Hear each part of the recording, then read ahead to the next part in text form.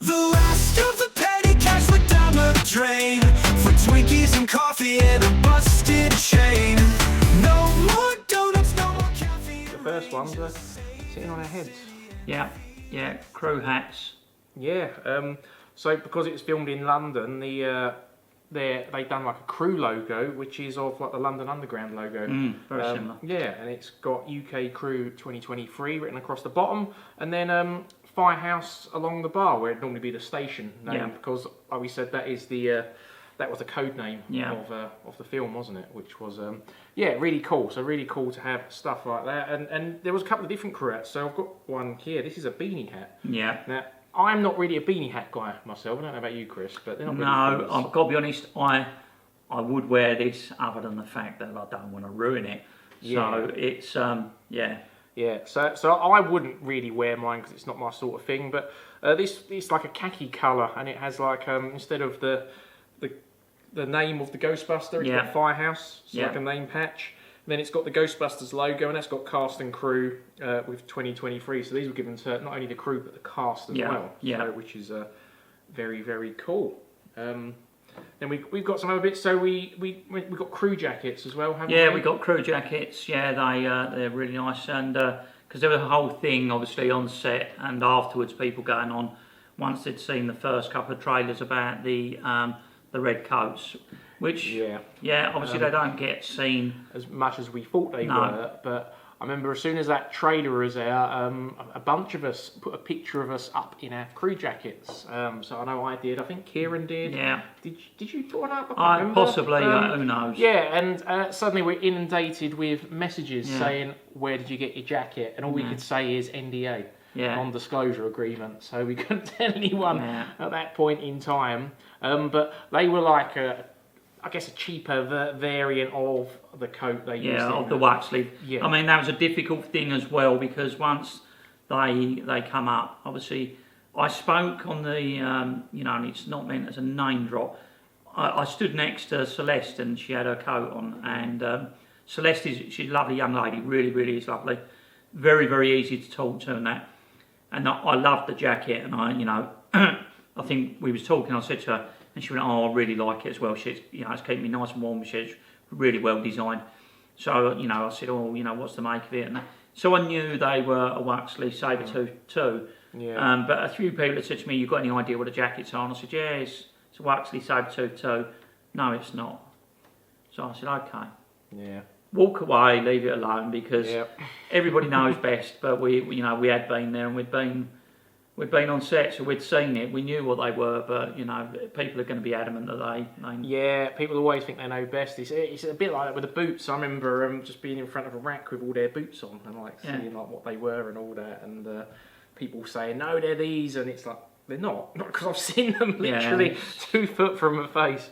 Yeah, it's very sometimes you can't. And say we had all signed non-disclosure agreements. So, we weren't at liberty to sort of disclose any of that. Yeah, no, absolutely. And like we said, the crew jacket was obviously a cheaper red jacket to sort of match that. Yeah.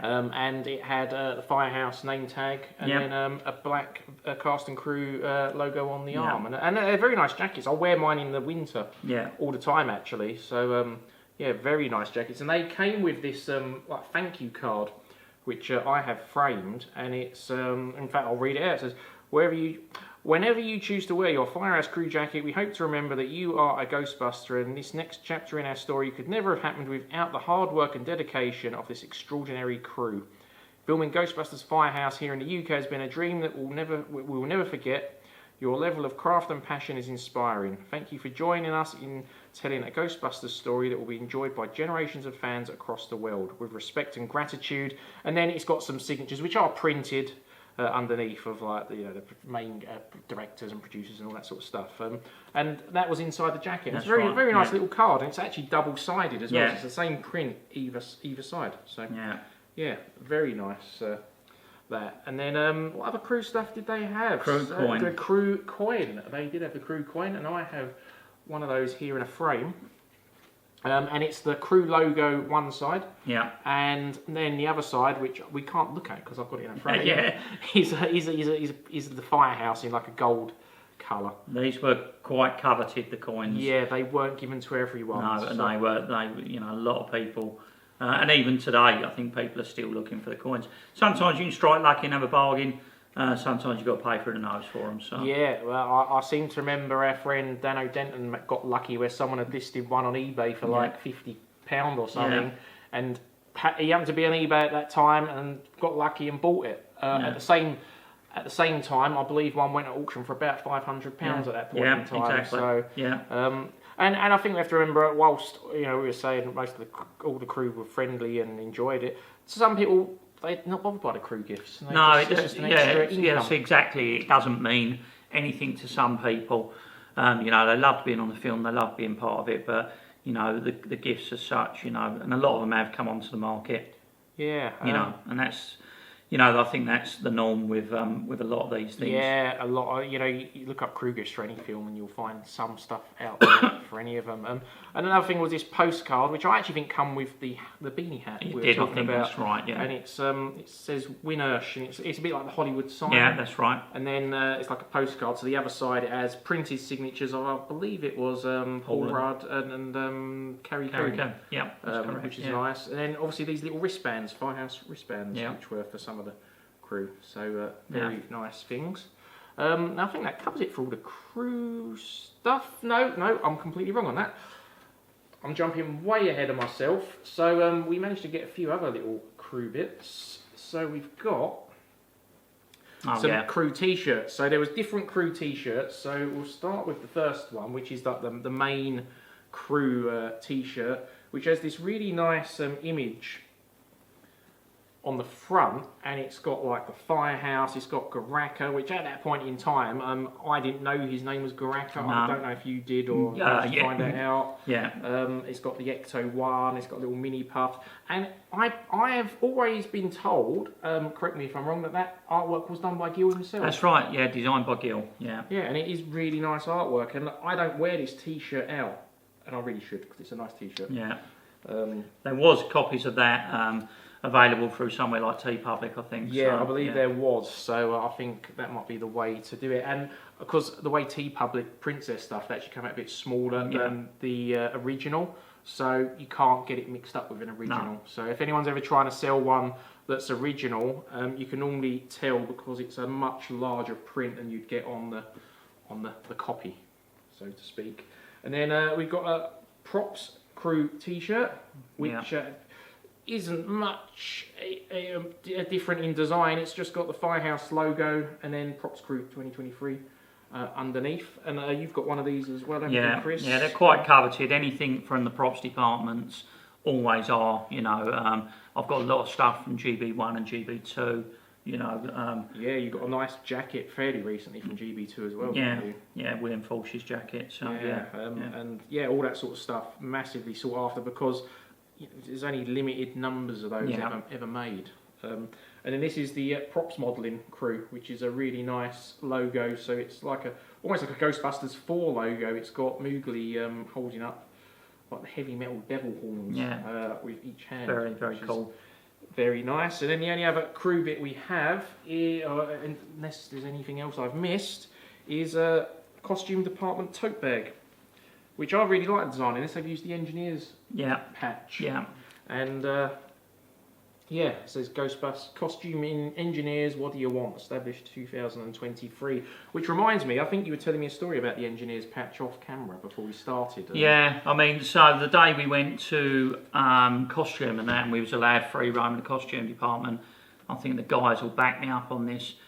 We were going along the racks and suddenly I find a rack of black flight suits and we're like, oh my god, this is there's going to be some kind of franchise or something involved in it, because look, black flight suits and there's some cog-like badge on it, and at the time we didn't put two and two together, but this turned out to be the engineer.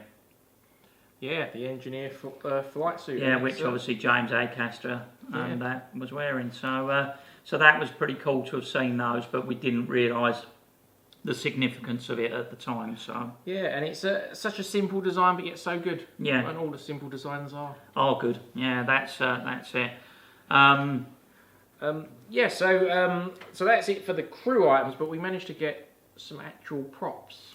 Yeah, so I mean, obviously we could literally do a program just on props and bits and pieces that we've accumulated. Yeah, I think the first one to talk about is the firehouse tile. Yeah. From one of the green tiles from the actual firehouse. So we've got, I think we've got one each. Is that right? I've got a couple. I think. Yeah. And I'm actually planning to get mine signed by Annie Potts at her signing in Manchester. Yeah, nice. Which I think would be nice.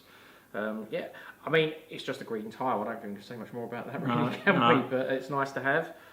I've got a wall of tiles, haven't I? You do, yes, from the laboratory. From the laboratory, so I was fortunate enough to be gifted that, and I've coveted those, but I've also, foolishly or kindly, cut a few off, and I've gifted them to members of Southend-on-Sea. You have, and we all very much appreciate that. It was really kind of you. So I've done those in frames for them for Christmas before last. That was, yeah. Jeff Shrek, my buddy in America, and Darren's friend as well. Yeah, hello Jeff. Hiya Jeff. I gifted Jeff one as well. I think that's about the only people that I've given them to, although I do owe Simon and Oz one, so I will have to sort that out. Yeah, and he's out of them after that, so... yeah, so no knocking on the door asking. So I also have one of the steps from the library.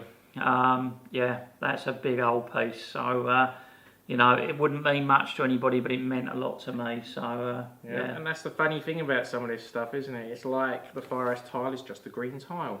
The library step is just what looks like a bit of stone step, but it's, you know, to anyone outside the GB community, it's tat, I suppose. Yeah. But to us, it's like priceless. I mean, I was there the day they wrapped, because I had to go back because we was very lucky that they'd signed a load of stuff for us, and I went and met Eric Wright from Ghost Corps and collected all the signed items, and when I was there, like, they were dismantling and breaking the setup, and it's heartbreaking because it all goes to landfill. You know, just the thought of it is like it makes you sick to your stomach. So, because like, I feel like I would have paid so much money just to walk around that set in my flight suit taking pictures. Yeah, and I feel like I can speak for most of the community in saying it. I can't imagine there'd be many people that would disagree and say I wouldn't have done. No, definitely. It's very, very sad to see that broken up and that. Don't get me wrong, there are a lot of items which are collated and kept, you know, but there are also a tremendous amount of really amazing pieces which end up in a big skip. Or is a shame. But it is what it is, and it's the same for any film, really, isn't it? At the end of the day, it's just props, and once they've served their purpose, I think for you know, big companies like Sony, it's easier to just pay someone to rebuild the firehouse set if they do another film than store it all and all that. So, got this thing here. This is one of the stickers from Razor Cult Bookshop, which you kindly actually gave to me. You got this from one of your contacts, and this was this would have been one of the stickers that was on sale in his shop, and it's a really nice design. I think that was used on some of the other stuff within there, so I'll put that in that frame. That is really cool. I do have one other thing to show you, Chris, and you don't know I've got this. No. So this is not a prop that was seen in the film, but is a prototype of Garaka's orb. Wow. That actually looks like... So this, there's actually a video where Adam Savage talks about one of these. I'll need the glasses for this. Yeah, no problem. And so this was the original design they come up with, and it's a lot more perfect, I guess is the word. And apparently Gil didn't really like it. He wanted it to look more ancient and rustic, which is obviously what they ended up with. This looks very. This looks very sort of. I want to say sort of Hellraiser-ish or Borgish, like, you know, Star Trek-ish. I don't know. I've got to be honest.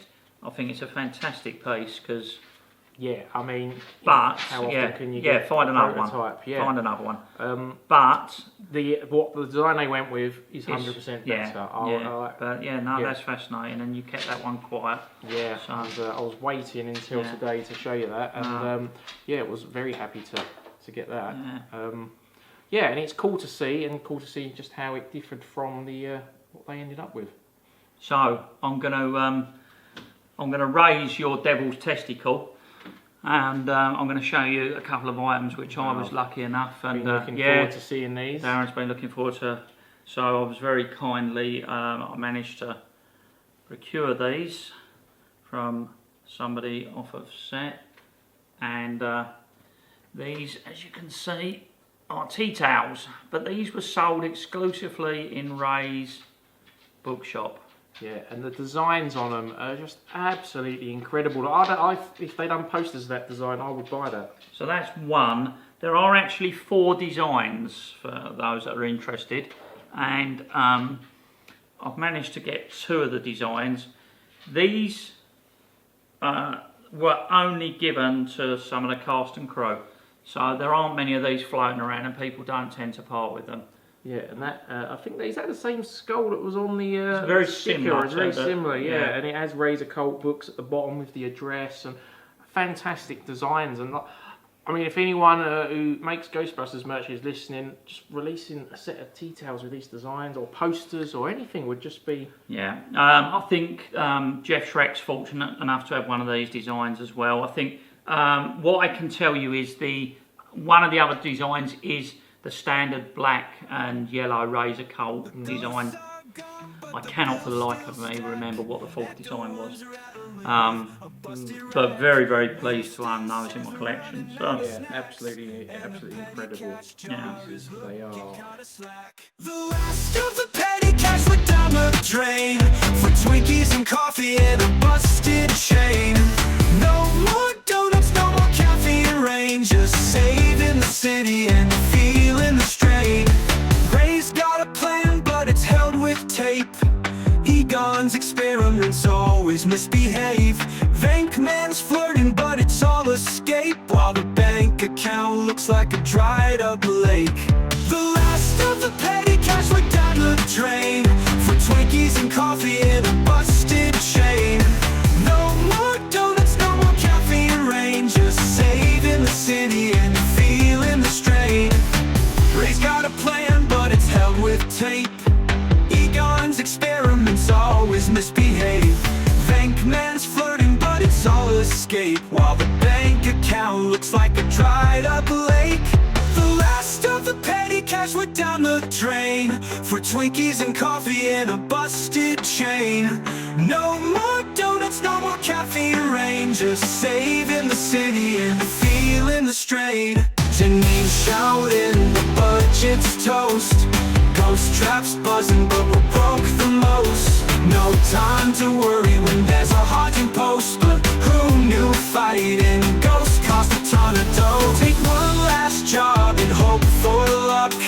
Cross the streams if we're really stuck. Maybe one big ghost could change our clock, but for now